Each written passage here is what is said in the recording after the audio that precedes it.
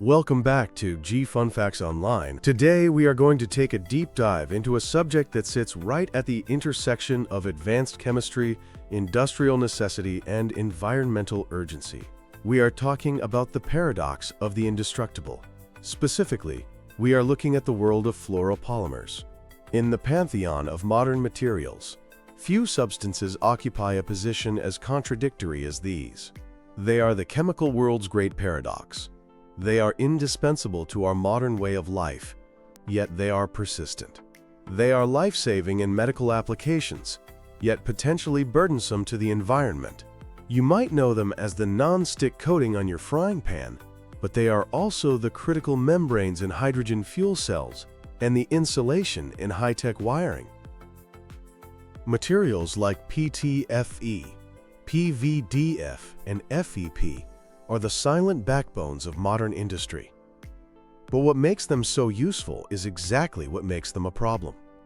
Their defining characteristic is the carbon-fluorine bond. In the entire realm of organic chemistry, this is the single strongest bond. You can visualize the molecular structure of a polymer like PTFE as a backbone of carbon atoms completely sheathed in fluorine atoms. These fluorine atoms are large, electronegative, and they hug the carbon tightly while repelling almost everything else. We call this the fluorine shield. This shield is why your eggs do not stick to the pan. It is why harsh acids cannot eat through industrial pipes. It renders the material virtually immune to heat, immune to solvents, and immune to time itself. But this invincibility creates a massive downstream problem. When a fluoropolymer product reaches the end of its life, it does not degrade, it persists. We are living in an era where PFAS, often called forever chemicals, has become a household term. The pressure to find a sustainable end-of-life solution for these materials is no longer just an environmental wish. It is an existential imperative for the industry. This is where we enter the fascinating world of chemical recycling. To understand why we need chemical recycling, we first have to understand why traditional methods fail. Traditional mechanical recycling involves chopping up plastic, melting it, and reforming it. This works reasonably well for simple things like water bottles. However, for fluoropolymers, this is often a dead end. Because of that massive molecular fortress, materials like PTFE have such high melt viscosities that they do not truly flow when heated. Remolding them often requires sintering, which is like pressing powder together. If you use recycled powder, the result is a material with significantly lower tensile strength and fatigue resistance. On top of that, high-value applications like semiconductors or aerospace components demand purity levels of 99.999%. Mechanically recycled material invariably carries contaminants, which relegates it to low-tier uses, like park benches or basic fillers. It is essentially downcycling. Chemical recycling, however, promises the alchemist's dream. It bypasses these physical limitations by attacking the carbon-fluorine bond directly. The goal is to revert the polymer back to its monomer, the single Lego brick, or even to its mineral state, the raw rock. There is no single machine for this.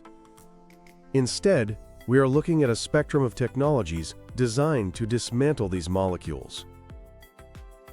The most mature technology currently is thermal depolymerization, also known as pyrolysis. This process involves heating the fluoropolymer in an oxygen-free environment to incredible temperatures between 500 and 800 degrees Celsius. Inside a specialized reactor, this intense heat causes the long polymer chains to unzip. The primary prize here is the original monomer. For PTFE, this yields TFE gas, or tetrafluoroethylene. Advanced pyrolysis systems can recover up to 95% of the monomer, which can then be purified and repolymerized into virgin quality material. However, this is not without risk. TFE is explosive and toxic. Handling it requires extreme safety protocols. Furthermore, if the temperature is not perfectly controlled, The process can generate toxic byproducts like PFIB. It is a high-stakes, scientific endeavor. Another approach gaining traction is mineralization. While depolymerization seeks to recover the building block, mineralization hits the reset button entirely. It seeks to recover the element. The concept here is to break the polymer down into inorganic fluoride salts, such as calcium fluoride. This is chemically identical to fluorspar, the mined mineral used to make fluoropolymers in the first place. This method is gaining popularity because it is feedstock agnostic. It does not care if the waste is PTFE, FEP, or a mix of contaminated plastics. It converts everything back to the foundational mineral, closing the loop at the mine level rather than the factory level. A third, more modern approach uses supercritical fluid depolymerization. This involves taking substances like water and heating and pressurizing them until they act like both a liquid and a gas. In this supercritical state, water becomes a highly aggressive solvent that can snip polymer chains. This method is often cleaner than pyrolysis and can be tuned to produce specific chemical outputs.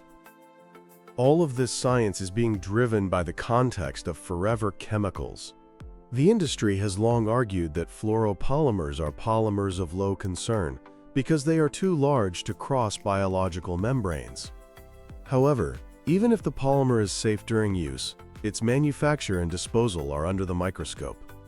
Incinerating fluoropolymers at standard municipal waste temperatures is dangerous, as it can release hydrogen fluoride and other potent greenhouse gases. Consequently, the European Union's proposed restrictions and the US EPA's tightening grip are forcing manufacturers to prove that they can manage the entire life cycle. Chemical recycling is the industry's best defense.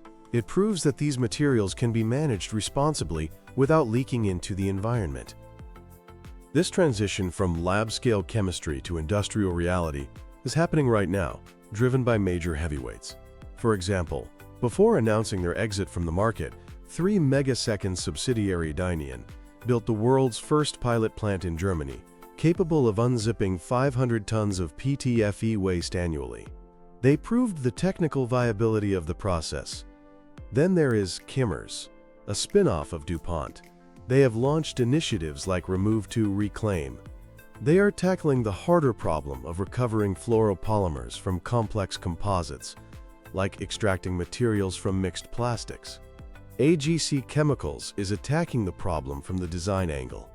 They are developing surfactant-free polymerization technologies to eliminate the use of PFAS processing aids and promoting films that are designed to be fully recyclable. Their strategy highlights a crucial point. Design for recyclability is just as important as the recycling process itself.